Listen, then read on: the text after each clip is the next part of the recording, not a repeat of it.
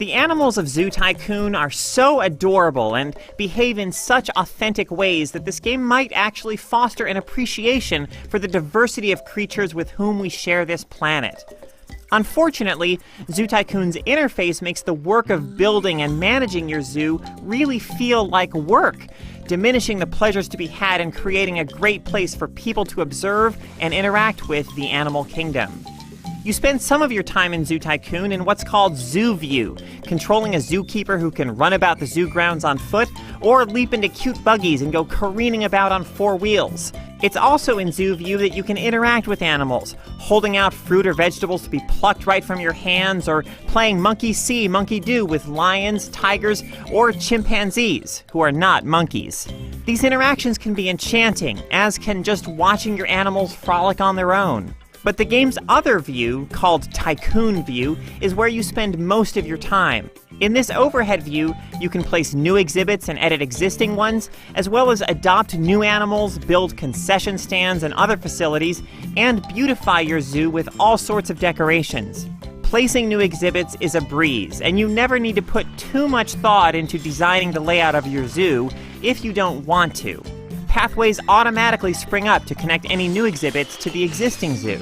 There are benefits to spreading things out in a sensible way, though. Guests may not be thrilled if all of the food options are on the far end of the zoo, for instance. Monitoring this stuff is a piece of cake. At any time, you can ping a variety of needs and wants and see how they're being met across the zoo so that you can easily spot problem areas. Zoo Tycoon also notifies you about problems as they spring up, so it's easy to nip any potential crisis in the bud and prevent any trouble from getting too out of hand. But while it makes some actions easy, the interface makes others needlessly time-consuming. And since you need to do the same sorts of things over and over again in Zoo Tycoon, this becomes a serious source of frustration. For instance, you might know you want several animals to populate your new exhibit, but you need to click through several layers of menus to select each individual animal you want to adopt.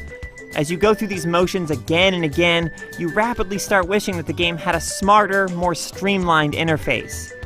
The three modes of play let you approach Zoo Tycoon as either a leisurely experience or as a somewhat challenging, goal-oriented one.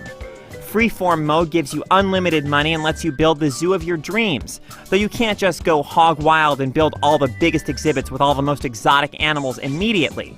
As you expand your zoo's fame level rises, slowly giving you access to new exhibit types, species, and facilities.